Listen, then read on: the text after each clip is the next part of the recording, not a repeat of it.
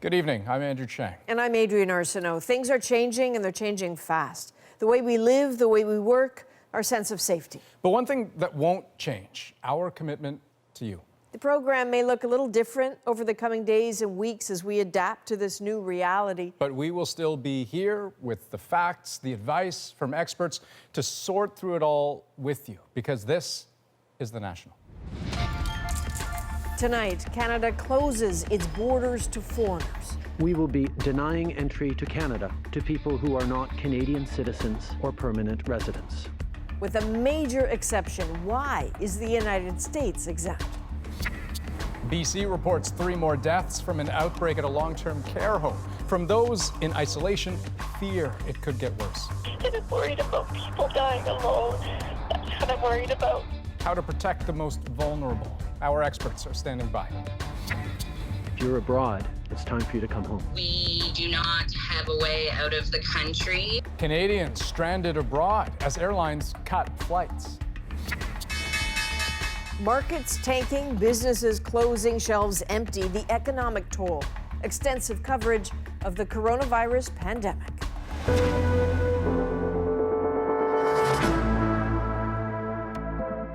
Well, if Canadians hadn't felt the coronavirus changing their lives, they have now. Every day, every hour, it seems, COVID-19 appears closer to shutting this country down, even as the government's response ramps up.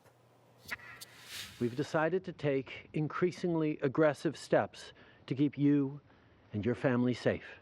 Among those steps, largely closing Canada's borders after the number of cases more than doubled since Friday to at least 410. The number of deaths has quadrupled to 4 after BC announced 3 more fatalities today. The number of cases in Ontario now exceeds the total number of cases in the entire country last week. The WHO urges all countries to double down on prevention. We have a simple message for all countries: test, test, test. And to underscore that urgency, the cold reality of the statistics. Over 180,000 cases around the world to date, well over 7,000 deaths, at least 155 affected countries. Ever-climbing numbers, causing some panic, some uncertainty, and certainly global economic chaos. So for weeks, Ottawa had resisted imposing tough border restrictions, but that all changed today as Canada now moves to seal itself off to all but a favored few. David Cochrane begins our coverage tonight. He is the Prime Minister of a country that prides itself on welcoming the world, and he's telling billions they can't come here. We will be denying entry to Canada to people who are not Canadian citizens or permanent residents. A wartime measure to defeat a viral enemy, with a big exception for the United States, Canada's closest ally. We recognize that the level of integration of our two economies and the coordination that we've had over the past while puts the U.S. in a separate category from the rest of the world. Americans can still enter, but will be asked to self-isolate for 14 days, the same as Canadians returning home, and that U.S. exception is being reviewed by the hour. Not that British Columbia needs that hour, with an epidemic next door in Washington state. Don't come. That is the wrong thing to do. We understand that people are being asked to self-isolate, but better than self-isolate for visitors is not to come. That Canada-U.S. border in particular is a lifeline. That means even more exceptions to keep supply chains intact. Flight crews can enter without self-isolation. So can crews of trains, boats, and trucks that cross the border. By Wednesday, most international flights will be funneled to 4 airports: Montreal, Toronto, Calgary, Vancouver. Canadians can still fly home unless they're sick. Any passenger, regardless of citizenship, with possible COVID-19 symptoms will not be allowed to board flights to Canada.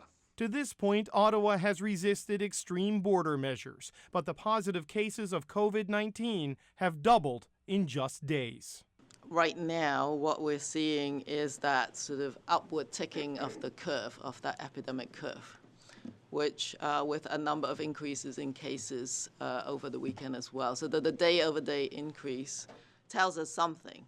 And if the government is telling us anything, it's to stay home as much as possible, avoid crowds bigger than 50, urging Canadians to come together by staying apart. David Cochran, CBC News, Ottawa. Now, even as the number of cases continued to grow, Canada's death toll from COVID-19 had for days been limited to a single patient at a BC long-term care facility. Now, 3 more patients there have died. And as you'll see from Tina Lovegreen, at that facility, there is a struggle, not just with sickness, but also despair. And I want to go back in for my dad, but I'm worried for myself and my son. Kelly Shillard is staying in as a precaution after tending to her 81-year-old father last week, who lives at the Lynn Valley Care Centre. I was one of the family members who was in helping to make sure that people who were in the home got fed. A dozen healthcare workers there have tested positive. Now, a total of 4 residents have died. My dad is okay so far. He's really anxious, and he doesn't want to take his pills anymore. And he said that he's done. And I think part of it is just the fact that he's stuck in his room now for over a week. A tough situation for a guy who loves dancing and being outside. But at least for now, the rules allow Shillard's sister to be with him. Everything is happening here so quickly. We spoke to the sister from outside the care home, which she says is short-staffed but doing their best. These people that are coming into work, and some of them are working 16 to 18 hours a day, they are resilient and amazing. Because of the outbreak, residents are kept in their rooms, and starting today, visitors are only allowed into long-term care homes in BC if it's end-of-life care or under strict rules. How important it is for us to come together as a community, to connect on a daily basis at least with the people in our community who are in isolation and who aren't able to have visitors. And those are the people Shillard worries about the most. And I'm worried about people dying alone. That's what I'm worried about. I'm so grateful that my sister is there with my dad. But there are a lot of people that have nobody in there. And that's what I'm the most worried about. I'm sorry. Tina Lovegreen, CBC News, North Vancouver, BC. Okay, joining me now, Dr. Samir Sinha, Director of Geriatrics for Sinai Health System. Dr. Sinha, you know, with that feeling of isolation can come anxiety, as we so clearly see. How do we find the right balance in staying mentally healthy?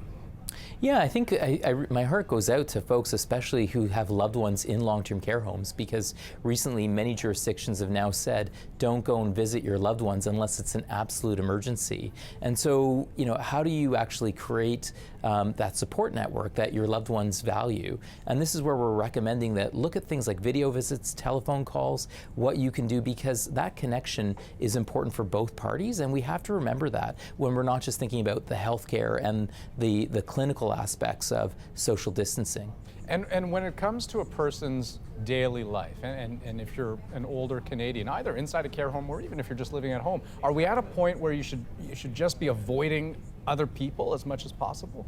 Well, I think this is the concern, that some places are saying that we should avoid visiting anybody who's older in our lives, and those who are old should stay indoors and not go out at all. And I don't think that's really fair. I think the key is that all of us need to protect each other by practicing appropriate social distancing, but it's about limiting unnecessary contact. But that human contact is really important, and there are ways in which we can do it safely. And of course, if you're sick, stay away from other people, no matter how old you are. Absolutely. Dr. Sinha, thanks so much. In Ontario and late tonight in Vancouver, calls for more action to enforce social distancing. In Vancouver, downtown bars and restaurants will be closed tomorrow for St. Patrick's Day. In Ontario, as Ellen Morrow explains, a call for some wider shutdowns. At this Toronto bar, the St. Patrick's Day party is over before it even began. Its doors will close indefinitely at midnight. We had seen the writing on the wall, so to speak, over the last weekend. We canceled all of our produce orders for the last few days. Following Quebec yesterday, Ontario's top doctor today called for bars and restaurants to be shuttered over fears of community spread. With the amount of cases and lab tests flowing through, there are some that do not seem to have a travel history or a contact case, at this stage. Across Canada, empty streets, closed businesses amidst a deepening lockdown. Schools suspended in all but a few provinces, visits to long-term care homes restricted, and elective surgeries postponed. All necessary measures, says this expert, and timing is everything. If you're going to do social distancing, you need to do it for real, and you need to do it early on if you're trying to control things. Today, BC joined other provinces in closing casinos. Like others, it's also banning gatherings of more than 50 people. This is not forever, but it is important for now and for the foreseeable future. I do believe we are in a fairly critical period. Canada's chance to slow the spread of COVID-19 is waning, says the nation's chief doctor. All Canadians must act now to take all precautions and practice social distancing. And so a plea from the Prime Minister. All Canadians, as much as possible, should stay home. Protect your health and that of those around you. That means closing down when in any other year celebrations would just be getting started. Right, this isn't a restaurant issue, this isn't a City of Toronto issue, this is a worldwide issue. Ellen Morrow, CBC News, Toronto. Regardless of jurisdiction, some businesses are choosing to change the way they operate right now to prevent people from gathering. So today, Tim Hortons announced that starting tomorrow, there will be no dining room seating at any of its restaurants. Starbucks started that yesterday, moving to a to-go model across Canada. And this evening, McDonald's announced it's going the same route, allowing carry-out and drive-through orders, but no eat-in options. Now, crucial to slowing down the spread of this virus is making sure people arriving in Canada from outside know that they need to self-isolate for 2 weeks. And as Alison Northcott shows us, after complaints, that message just wasn't getting through. Montreal is acting. Travelers arriving at Montreal's Trudeau Airport from abroad are now greeted by teams from Montreal Public Health with support from local police, there to reinforce the message to self-isolate for 14 days. They talked to us about what's going on right now, and they gave us a paper and asked us a bunch of questions. Il faut travailler ensemble. Montreal Mayor Valérie Plante says prevention measures need to be stepped up. We need to make sure that people get it. This is not something we take lightly. We want to contain the virus. The fastest we do this, the better, and the fastest we will go back to our normal life. Some international travelers who returned home on the weekend said they weren't getting the message to self-isolate. I think that they need to be a little more proactive about it. I already have to self-isolate because of I work at a hospital, so I knew coming home. But if you didn't have that information already coming home, then I think it would be good to explain to people. Canada Border Services Agency screens passengers arriving from abroad. A spokesperson said they are ramping up measures, including new information pamphlets and signage and additional officers. But today at Toronto's Pearson Airport. What they told you regarding quarantine with the 14 days, the border agents? The border agents? Yeah, when you arrived. When I arrived? Nothing. Nothing? No. I just read it on the machine that I had to put that paper in. It says, are you aware, do you acknowledge that we advised for you to be quarantined for 14 days? That was all. Nobody said a word. The federal government says it's now asking all international travelers to declare any symptoms, along with that acknowledgement of the request to self-isolate. It was actually recorded in writing on your customs card. Okay. And will you do it? Of course. Still, some travelers are resistant, and Montreal health officials say that's why this operation is so crucial. Alison Northcott, CBC News, Montreal. Now, quarantine may not sound ideal to returning Canadians already exhausted and stressed out, but at least they're home. For others, the clock is ticking. Thomas Daigle looks at the growing desperation of Canadians trying to get back any way they can. Welcome to Flight Center. You're speaking. Getting calls for help. I can help you with that. What was the last name on the booking? This travel agency flooded with questions from Canadians overseas, now in a rush to get home. Borders have become increasingly tighter, and they're becoming more and more closed and more restrictive in terms of what our customers' options are. From the federal government, an urgent message. If you're abroad, it's time for you to come home. But for some, that's a challenge. like the dozens of Canadians at Casablanca's airport stuck since Morocco shut down international flights. We do not have a way out of the country.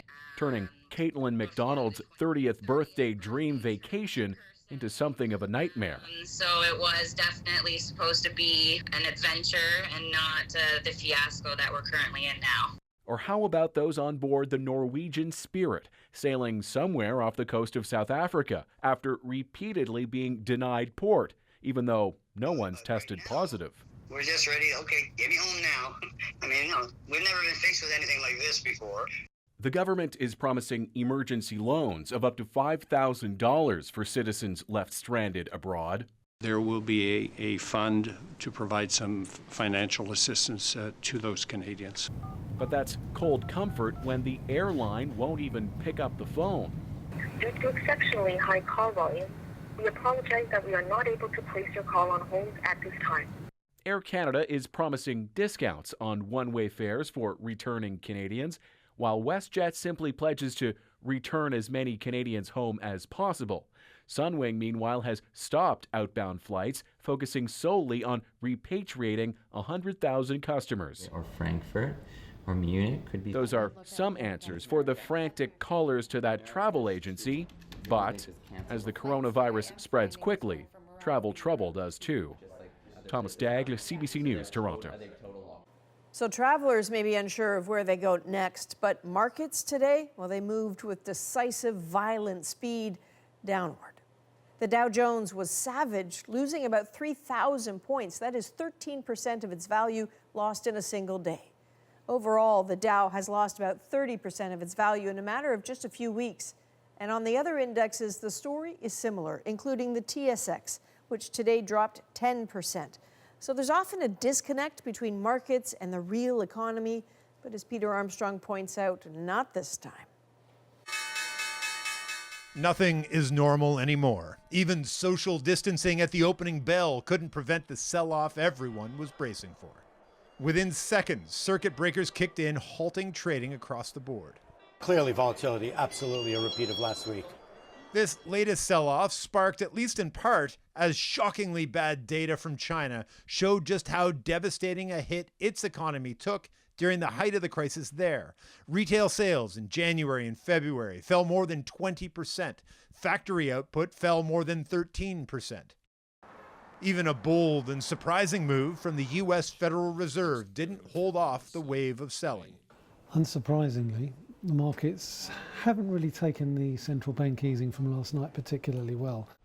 The Fed cut interest rates effectively to zero, made it easier for banks and financial institutions to borrow money for longer, and it announced plans to buy $700 billion in bonds, essentially creating money out of thin air and injecting it into the economy. Even the White House lacked its usual certainty about markets today. It is what it is. We think it's going to get better, but that's, we'll see. But monetary policy can only do so much. Consider the most common jobs in Canada. For men, truck drivers. For women, retail sales. As many people stay home, shops will close. Some deliveries won't be needed. People and businesses already up to their ears in debt will struggle to pay their bills. Our focus right now is on ensuring that Canadians who are staying home from work have enough money to be able to buy groceries and pay their rent. The government says to expect more announcements on that front tomorrow. Peter Armstrong, CBC News, Toronto.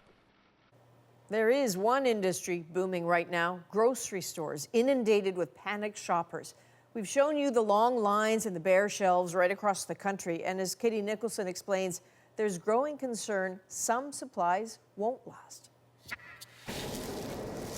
In 14 years in the grocery business, Robert Lima has never seen meat move quite as quickly as the last 3 days.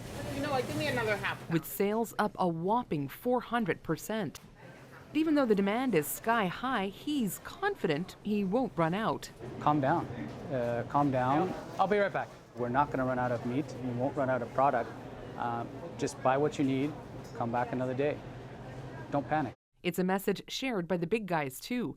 Loblaws reassuring panicked shoppers it will keep goods on its shelves and that it would not, under any circumstance, change its actions or prices to take advantage of COVID-19.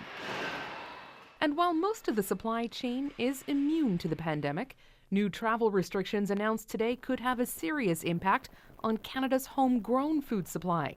Around this time every year, nearly 50,000 migrant workers come north to labor on Canada's farms. Today, worries those crucial workers won't be allowed into the country. We can't get labor, let's say, indefinitely. It would really shut down a lot of the horticulture sector in Canada, and so yeah, if we lost that labor source completely, it would be you can't grow the crops. That, producers agree, would create food security problems. If they're not allowed to come in, we will have no crop at the end of this year. We have no people to be able to work it. These people are experienced workers. They've worked for us for 20 plus years. And they have good reason to worry. Multiple industry sources confirm the federal government told them that temporary foreign workers will not be allowed in the country.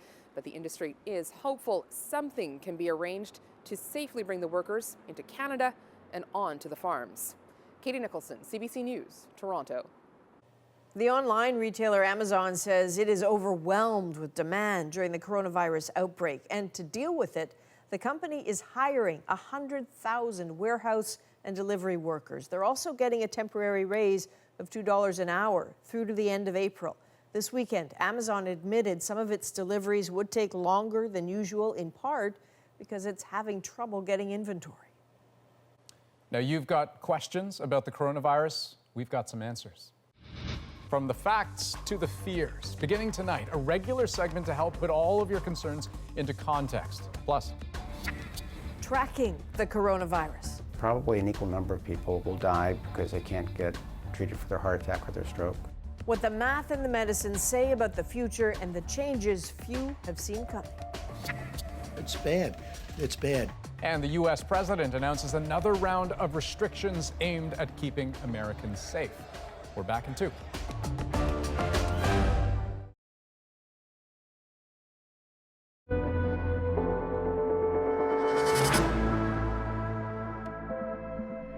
Okay, let's bring you up to speed on the big picture. Around the world, there have been more than 181,000 confirmed cases of COVID-19. More than 7,000 people have died, and more than 78,000 have recovered. And sure, the scale of these ever-growing numbers, pretty scary, but they also reflect an important fact. Testing is going up, and we're seeing that in North America, which went from just over 1,000 cases last week to nearly 5,000. Now today, down south, the U.S. president announced measures to fight what he called an invisible enemy. Katie Simpson has more from Washington. The president arrived armed with a plan, aiming to slow the spread of the disease, a plan that will alter daily life for more than 330 million Americans. We've made the decision to further toughen the guidelines and blunt the infection now. People should avoid gathering in groups of 10 or more, avoid eating in restaurants, food courts, and stop drinking in bars. Kids should be kept home from school. And most importantly, if you are sick, no matter who you are, please stay home. The guidelines are in place for the next 15 days, but Donald Trump admits the problem may last much longer. People are talking about July, August, something like that. So it could be right in that period of time where it washes through. The appeal from the White House is aimed at everyone, including healthy young adults, in part after scenes like this one in New Orleans. Partygoers mixing and mingling despite pleas from authorities to stay home. It isn't an overreaction. It's a reaction that we feel is commensurate, which is actually going on in reality. The Trump administration has been widely criticized for its overall response and mixed messaging. If you're talking about the virus, no, that's not under control for any place in the world. No, I didn't. I was talking about what we're doing is under control. Some states didn't wait for the guidelines, introducing their own measures. In New Jersey, the governor is asking people to stay in after 8 p.m. And in Maryland, police there will enforce mandatory shutdowns. This is going to be much harder, take much longer, and be much worse than almost anyone is currently understanding. For now, Donald Trump says a widespread lockdown, like what is happening in parts of Europe, is not under consideration. Katie Simpson, CBC News, Washington. For many countries, the battle against the virus has shifted from preventing its arrival to containing its spread. Nowhere is that more clear than in Europe, the current epicenter of this global outbreak. What we're announcing today is a very substantial change in the way that we want people to live their lives. Prime Minister Boris Johnson drastically ramped up the UK's response today, encouraging people to avoid restaurants, pubs, and theatres and stop all non-essential contact with others. The shift comes after days of criticism that his government wasn't doing enough. Britain is also expected to ask everyone over the age of 70 to self-isolate for up to 3 months. J'en appelle à votre sens des responsabilités et de la solidarité. French President Emmanuel Macron announced an almost total shutdown of the country. That's a step similar to what Italy and Spain have done. In a televised address, Macron ordered people to stay at home and go out only for essential needs. The measures go into effect tomorrow and will be in place for at least 15 days. Macron says anyone who violates the order will be punished, though he didn't specify how. And German Chancellor Angela Merkel introduced border controls today, allowing through only residents, cross-border commuters, and physical goods. New border protocols also include health checks, with officials registering anyone displaying symptoms with the health authorities. Almost all shops will close except for grocery stores, banks, pharmacies, and gas stations. Well, you have a lot of questions about COVID-19, and starting tonight, we are devoting a regular segment to answering them. The doctors are in and standing by. Plus, tracking the virus, what modeling can tell us about the path of the pandemic and when it will likely end.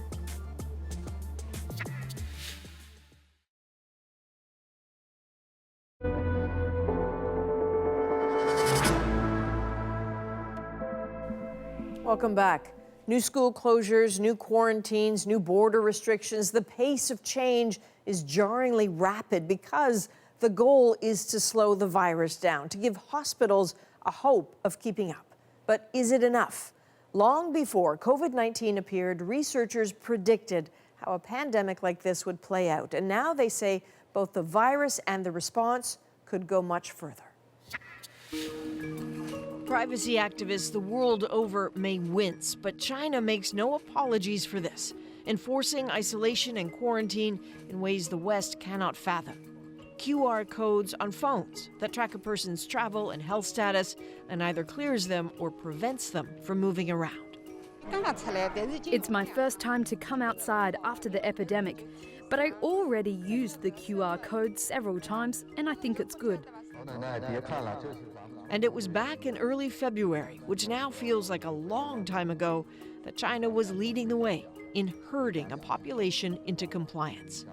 This elderly woman in Inner Mongolia chased and chastised by a drone for not wearing a mask. Is any of this in the works for North America? Lots of diseases. There are doctors who wish it were, but also know it's harder here. We could not do it here, and I don't think most democracies could do that. It's really about leadership, and it's about getting the people to understand the critical role they play in protecting their communities. But look how tough that's been. This was a bar in Nashville, Tennessee, just this weekend. And a scene like that will make a man like this seethe. Dr. Eric Toner, whose office is surrounded with the tomes of doom, is with Johns Hopkins. He ran this simulation last fall of a new and deadly coronavirus, invited health and business officials from around the world to do a dry run of how a pandemic would impact the planet and what to do about it. International travel has turned local epidemics into a pandemic spanning the globe. Everything happening now in the real world, he says, happened in the simulation and right on anticipated schedule. In your modeling, did you have a sense of an additional maybe mortality rate from non-COVID-19 related cases as a result of a pandemic? It's probably reasonable to assume that the case fatality rate will double because of inability to access care. Case fatality rate for anything? Yeah, probably an equal number of people will die because they can't get treated for their heart attack or their stroke. You know, if you're having a heart attack, you need treatment right then. If you're having a stroke, you need immediate treatment. And if the hospital can't take you in for those conditions, then you're in a lot of trouble. Consider that a warning. The strain on hospitals is the obsession that keeps mathematical modelers up at night. If you were infected, on average, you would infect 2 to 3 new people, and each of those people would go on to infect 2 to 3 new people. In Toronto, Ashley Chute has worked through the numbers for Ontario and the range of measures required to not just keep people healthy, but keep the hospitals functional. Everything from closing schools and restaurants to a total shutdown. So the most effective is this one here, which is where you tell everybody in the population to effectively stay at home. Like Italy. Like Yeah, you just tell yeah, everybody, just exactly. don't go to work, Yeah. don't go to school. Yeah. But it's not a straight line. The peaks of infection in her modeling suggest the need for total quarantine for a while, and when that happens, you see the dips in infection. So people go back to activity, and then the rate rises again, only to have citizens sent back home. This pattern repeats until the line flattens. And so you can imagine that this would be incredibly disruptive. And you have this strategy over the course of 2 years. Exactly. You're not talking, if everybody stays home for 2 weeks, we're done. No.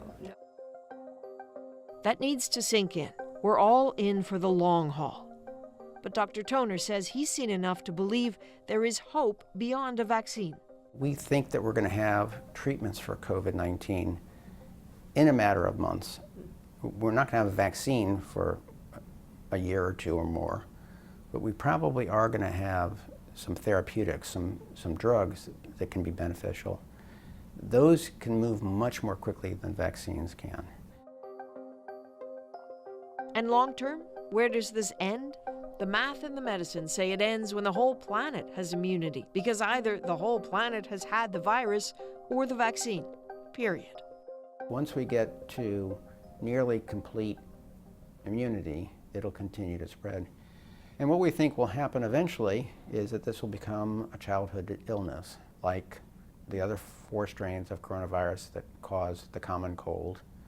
This will probably become just yet another childhood illness. One day, but not now, and not soon. Well, just ahead on our program, answers to some of your questions about keeping healthy and safe during this pandemic. Plus, social distancing 101. Is it still okay to grab that cup of coffee? What about going for a run outside? Stay with us.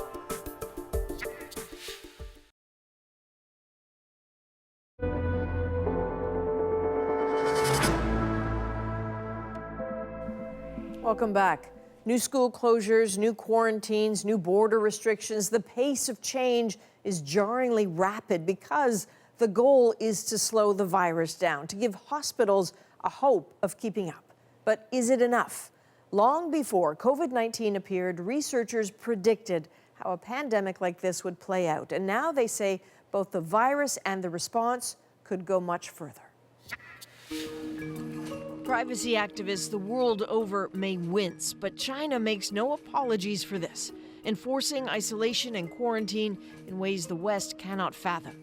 QR codes on phones that track a person's travel and health status and either clears them or prevents them from moving around. It's my first time to come outside after the epidemic, but I already used the QR code several times and I think it's good. And it was back in early February, which now feels like a long time ago, that China was leading the way in herding a population into compliance. This elderly woman in Inner Mongolia chased and chastised by a drone for not wearing a mask. Is any of this in the works for North America? Lots of diseases. There are doctors who wish it were, but also know it's harder here. We could not do it here, and I don't think most democracies could do that. It's really about leadership, and it's about getting the people to understand the critical role they play in protecting their communities. But look how tough that's been. This was a bar in Nashville, Tennessee, just this weekend. And a scene like that will make a man like this seethe. Dr. Eric Toner, whose office is surrounded with the tomes of doom, is with Johns Hopkins. He ran this simulation last fall of a new and deadly coronavirus, invited health and business officials from around the world to do a dry run of how a pandemic would impact the planet and what to do about it. International travel has turned local epidemics into a pandemic spanning the globe. Everything happening now in the real world, he says, happened in the simulation and right on anticipated schedule.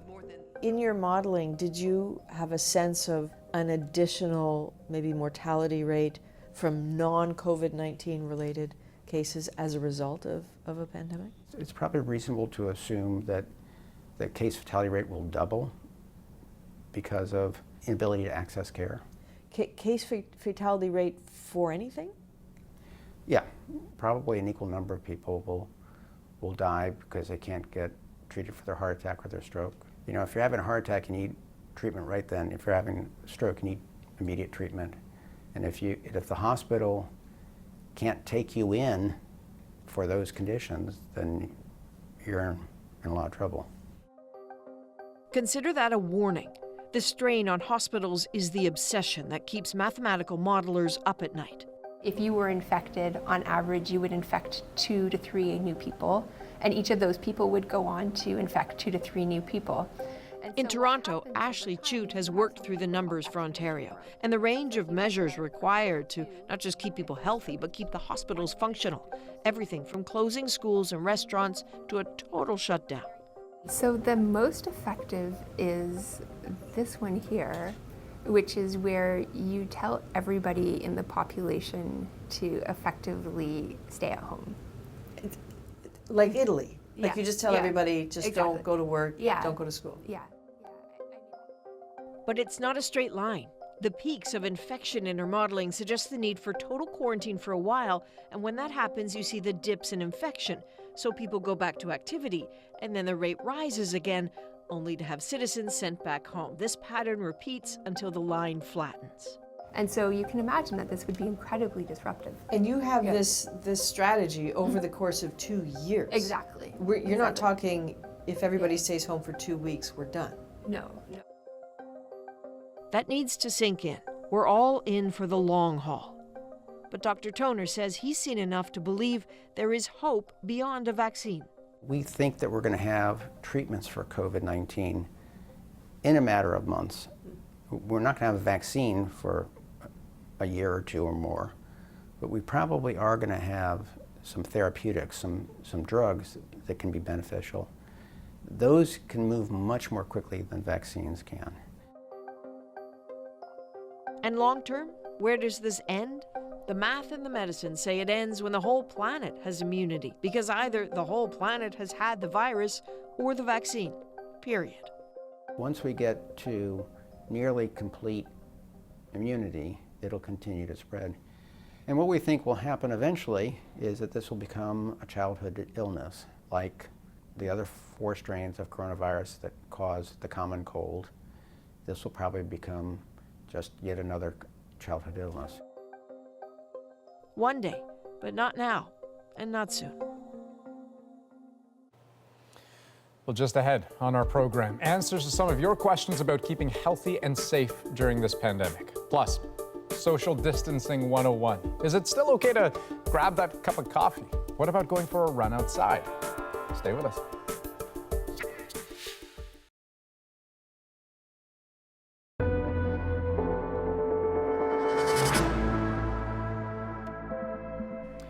Welcome back. The flood of information coming out about COVID-19 right now can feel overwhelming. New Canadian cases are being reported every day. New rules and recommendations are being put into place to slow the spread of this coronavirus. And you, like us, have a lot of questions. So we're dedicating part of our program every night to answering them with a team of doctors. Tonight, we're joined by Dr. Samir Gupta, a respirologist and associate professor at the University of Toronto, and Dr. Samir Sinha, the director of geriatrics at Sinai Health System. Good evening to the both of you.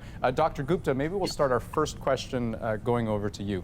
How socially distant do I need to be? Should I stay home whenever possible? So I think, if people are quarantined, then they're confined to their homes by definition. And what I would say now is that if you're not quarantined, you should act as though you are quarantined. So we really are encouraging people to stay home and avoid all contacts. And that means even contacts with family. Just stay with the people that are in your immediate home and don't expose yourself to anybody outside of that if you don't have to. And what about something like taking the kids or the grandkids to a playground? Is that okay? Not unless that playground is completely empty. And so, we contemplated that ourselves, but the reality is that if a few different people have that idea, then a few different people are there. So we're just not in a position where even that is a great idea right now. Okay, Dr. Sinha, second question goes to you. If I'm returning home from travel abroad, when does self-isolation start? I mean, can you take a cab home? Right. I mean, you have to find a way to get yourself home, and we're trying to say be smart about it. Try and get home as soon as possible. Don't go visit your friends, go out dancing, go grocery shopping. Get home as soon as possible. Try and do it in the way that minimizes the most contact. That might have to be a cab, and just make sure that other people could potentially do things like get your groceries. But remember, self-isolation, 14 days. And Andrew, I'll add to that you may be returning from a foreign destination. You may feel like you're fine, but in the last few days in particular, we've now seen studies suggesting that many people will be able to transmit this pre-symptomatically, which means before they develop symptoms, and in some cases asymptomatically. So you may be able to spread this without even being sick. And so it's absolutely essential that you go straight home and don't make any stops and then start your self-isolation. Okay, Dr. Gupta, this question goes to you. This is one we get an awful lot. What are the symptoms I should be watching for? So unfortunately, the symptoms of this are really the same symptoms as you get with the common cold. So people will get sore throat, they might get a runny nose, fevers, body aches, they can get a cough. The sort of red flag, which indicates that it's gone onto the lungs and it's now become more serious, is if you get short of breath. And if you have any of those symptoms, are you supposed to just assume that you have COVID-19 and sort of go into self-isolation? Unfortunately, it's also flu season, and it's a time of year where people are still catching a lot of colds. So it's very hard to make that distinction. In an ideal world, I would say that you should get tested, but probably because we don't have enough test kits around, we're still limiting testing to people who have symptoms and who have traveled. So the answer is yes, you should self-isolate in case you do have this. And you should call the COVID helpline, and you should call your family doctor. Don't go to your family doctor's office, but call them and ask their advice. Dr. Sinha, can this coronavirus stick to my jacket when I go outdoors? Well, if you're not socially distancing yourself and your friend sneezes, for example, that's why we talk about 2 meters, that's 6 feet apart, because again, things can stick to surfaces. Hard surfaces are what the coronavirus likes more, and remember, hours to days is how long it can last, so it could technically last on your jacket, especially if you haven't spent enough time apart. And are you supposed to then, disinfect your jacket every time you come home? Well, again, within reason. But again, this is where we want to up our cleaning and making sure that if we do think that someone sneezed on our jacket or whatever, put it in the wash. Okay, Dr. Gupta, I think we have one more question here, and it is, when will things get back to normal?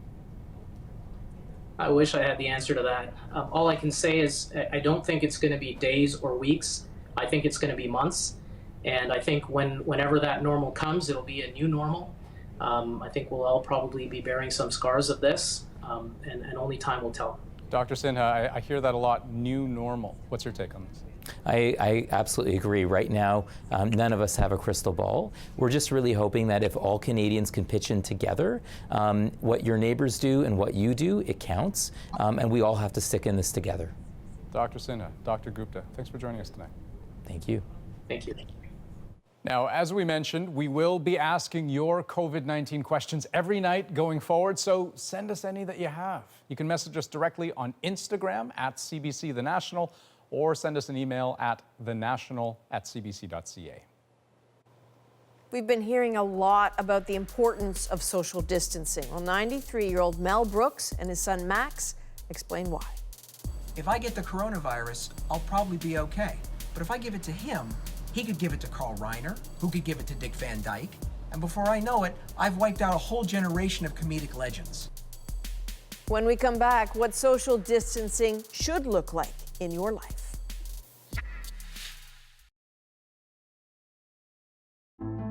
I'm JB Poisson, and tomorrow on CBC's daily news podcast Front Burner, a man with cerebral palsy explains how, for him, social distancing can make the difference between life and death. Subscribe wherever you get your podcasts.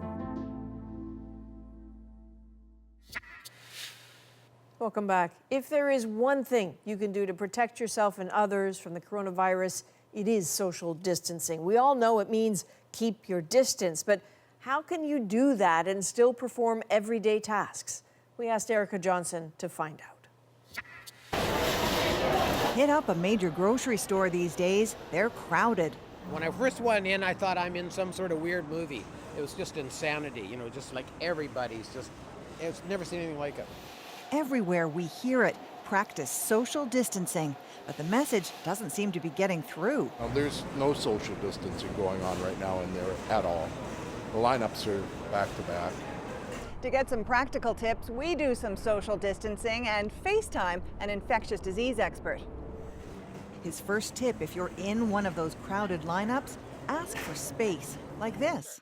So excuse me, if you wouldn't mind stepping back by a meter or so, just so that we all have our own space. Thank you.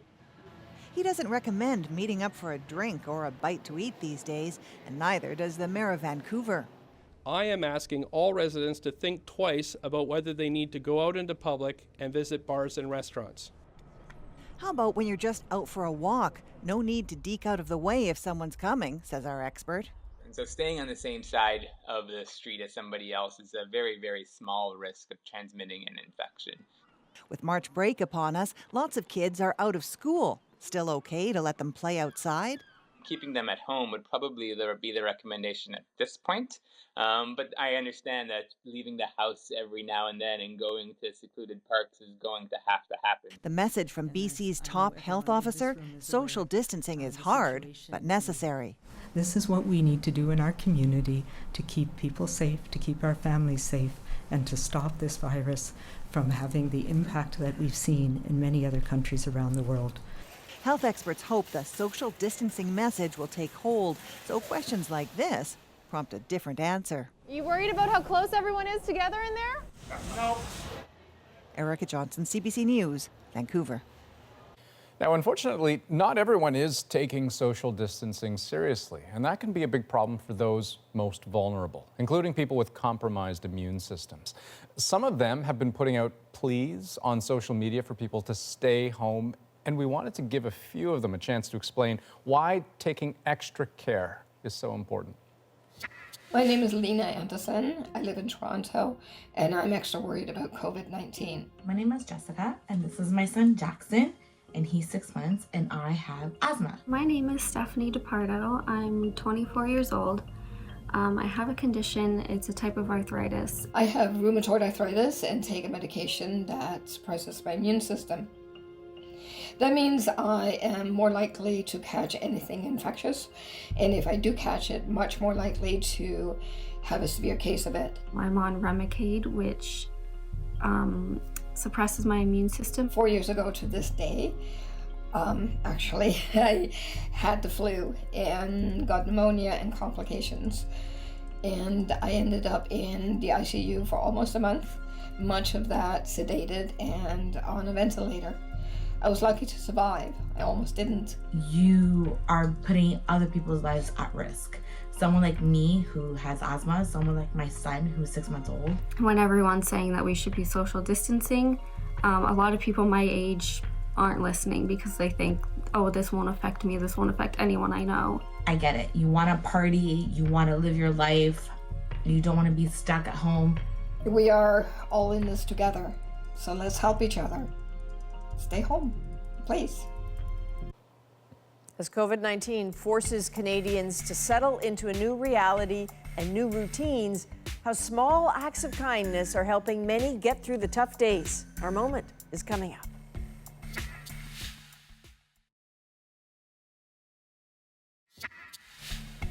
We all feel the weight of this pandemic, but even in the midst of it, there are smiling faces like this one. So people across the country are offering small and creative acts of kindness to help others make it through these days. And that is our moment. We normally open at 9 a.m. We opened at 8 a.m. For seniors only. I thought it'd be a great opportunity to let the seniors in. As we all know, they're the most vulnerable population right now. We had about 100 seniors through and some of their helpers, which was great to see. I wrote a note and delivered them to the people along my street just to say if they needed groceries or were too scared to go out, that I could go and do that for them. I have a family that I know quite well and they are panicking trying to get back. I went and stocked their fridge just so that when they return they won't be having to leave. Normally we have something set up where people can get food for free at our restaurant, and we just kind of didn't want to leave them high and dry. So we met and just decided that we could hand out free lunches. So it really feels like we have lots of support in this. I mean, it's obviously a different kind of coming together because we can't physically be together, but there's not often that everyone's united in the same thing all at once. Yeah, no kidding. So the key to all this kindness are these caremongering groups. And if you look it up on Facebook, you can usually find it in your neighborhood. But our producer, Eliza, who spoke with a woman today who has a chemo appointment tomorrow, she can't miss it. She put out a request and is inundated with people saying, I'll help you. Right. Well, yeah, and it just goes to show you the single most important thing that you can do amidst all of this is not something that'll necessarily benefit yourself, right, but benefit others. That's The National for this March 16th. Have a great night.